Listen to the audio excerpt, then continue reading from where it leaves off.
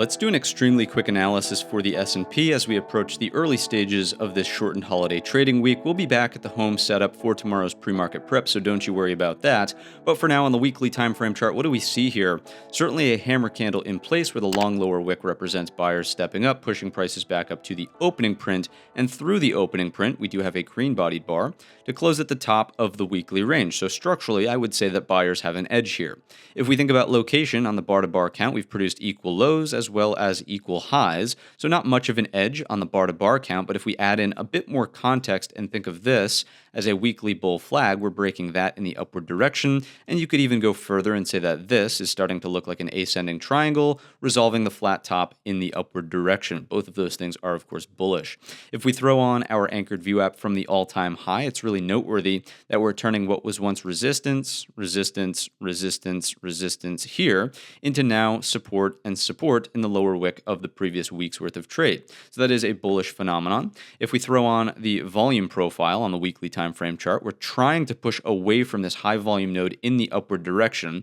We're not firmly in the low volume void yet, but the next major overhead node is closer to 440. Not making the argument that we go there in the coming week's worth of trade, just pointing out from a volume-based perspective, there is some room to run in the overhead direction. If we take a look at trend in its simplest of forms, we count lows and highs. Here's a set of lows, higher lows, higher lows, higher lows in those lower wicks. We had highs here in that upper wick. There's highs, higher highs, higher highs. So it's pretty difficult to say anything bearish about the weekly time frame chart. I would say that there is a bullish edge here. If we take a look at the daily time frame chart, what's going on from this perspective, some interesting stuff with the expected move here for a shortened holiday trading week being expanded well outside of the previous expected move, but that's, to be expected with the squeeze from Friday and volatility there. If we're contained by the upper bound, the number is 428, just implying a big higher high on the daily time frame chart. And if we're contained by the lower edge, it's going to be at 412 even, and that, of course, is a little bit of a nuanced higher low here. So expected move slightly more bullish than bearish, primarily coming from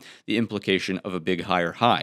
If we think about trend on the daily time frame chart, it's tempting to say that we've got lows, higher lows, highs, and higher highs. And while that is technically true, objectively, we just sort of put that on the chart here, I think as day traders, it's worth being a bit more nuanced and looking at this individually, saying that we've got lows, technically equal lows, and highs equal highs. That really leaves us from a trend perspective back at scratch with a neutral trend on the daily time frame chart. If we think about pattern, this is the original range in here, and we did technically close above the top at that 417.25 area. So from that perspective, I think there's a little bit of a bullish edge, noting that a higher low pullback in a picture perfect world respects the top of the range, and then we look for the equal high break somewhere in here to close the gap and continue over the 420-ish area. Now, another thing on the daily time frame chart worth pointing out, we talked about this on Wednesday, right? Whenever you have a 100% retracement phenomenon, it's fairly difficult to just look for straight up continuation. And the same thing holds true in the upward direction. We can't really afford to be biased and only apply that to downside situations.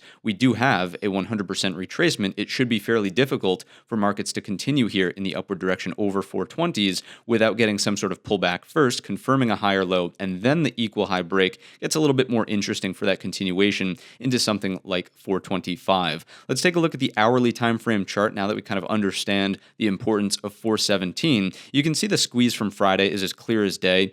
First and foremost, of course, on Wednesday, this is where the internals were mostly bearish, really bearish actually, throughout the duration of the week. On Thursday, we gap up, close the gap underneath, give ourselves a gap fill reversal. So the structure has been repaired, right? The sellers did their job, but they were unable to really get any price acceptance back where there was a majority of bearish internal sentiment from the Wednesday session. So as soon as that close up here kind of takes place, you know that most bears from Wednesday were getting hurt. And then on Friday, it's the nail in the coffin. No one wants to hold short over a long holiday trading weekend. So with that in play, a couple of other nuances support the importance of 417.25. If we know that this is where the reversal really came from, the low of Thursday, not the low of Wednesday, and we do something like this with the Fibonacci's, notice the 38.2 fib is roughly in alignment with that 417.25 area. And once again, wait, there's more. If we throw on the anchored view app from the Thursday session here, it's not all the way there yet, but I would imagine as we open up on the Tuesday morning session,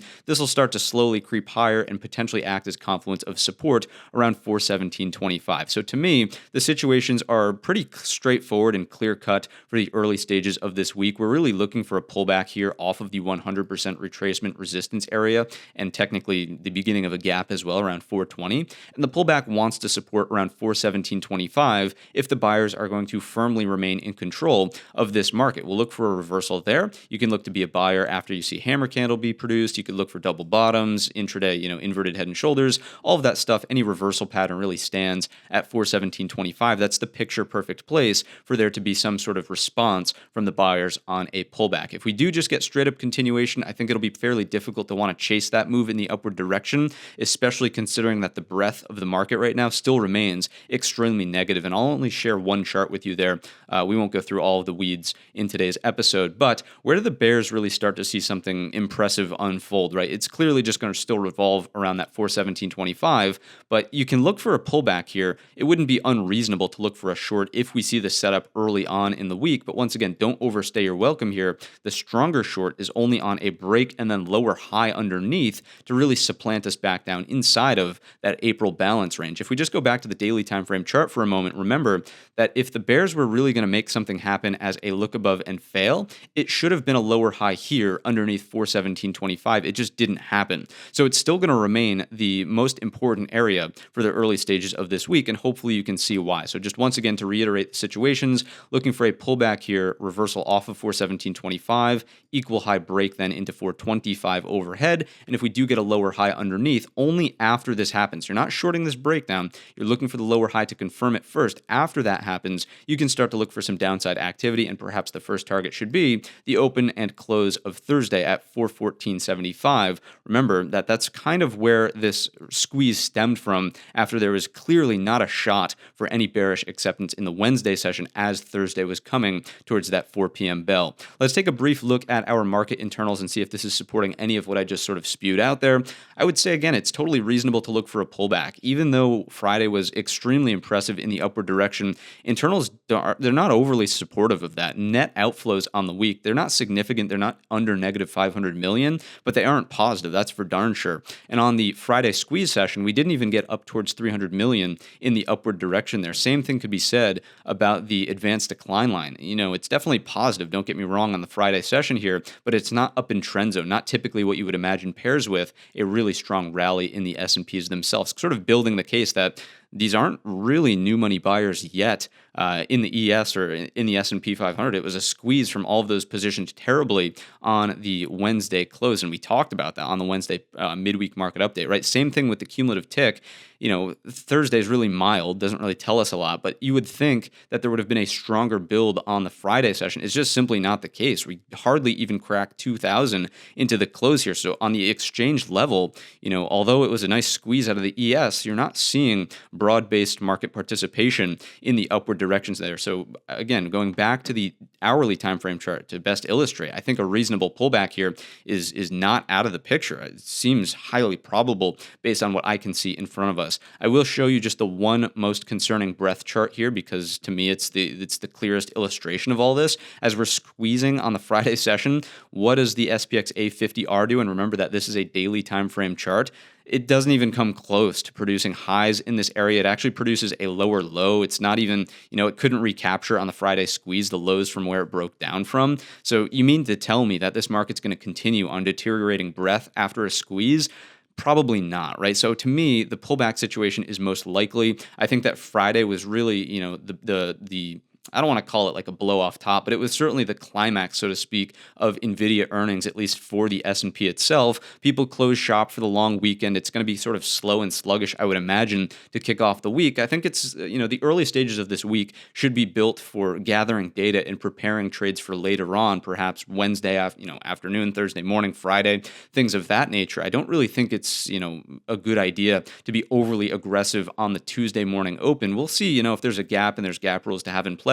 But don't get all excited by this big squeeze and just expect that the market must continue in the upward direction. Or, the flip side of the coin is true as well. I don't really think it's reasonable to expect that this thing totally falls apart to hell in a handbasket as long as we're above 417.25. So some mixed data points, but at the end of the day, hopefully just on this very, very brief analysis we've done today, you can see that there is a strong case for a pullback. Then we'll look to see if there's a reversal here at 417.25. I think, if there's anything to learn learned from the Friday session. It's that even though there are bearish divergences, you can't really afford to just start shorting the market, if there's not a price action setup itself to support that thesis. And we explicitly talked about that as we moved into those divergences on Wednesday. So a lot of learning lessons here in the market. Hopefully you can take away some of these things and be better prepared for future, unfoldings of crazy events as we move forward. So I'm excited to fly back home, be in the home studio for tomorrow's pre-market prep. Again, we're going to leave it off at that very brief analysis for today's session, and really much more to do with psychology and expectations for the Tuesday morning open. We'll be reiterating that on the pre-market prep tomorrow at 8:15. So hopefully you enjoyed the long weekend. I know I did. Not really looking forward to the flight back home, but it is what it is, right? So thank you to all the service members as well. That should go without saying. Not only today, Memorial Day, but every day, for allowing us to do what we do here. Go hang out with friends and family and enjoy the rest of this weekend. Hopefully you do the same, and I will see you in the next one.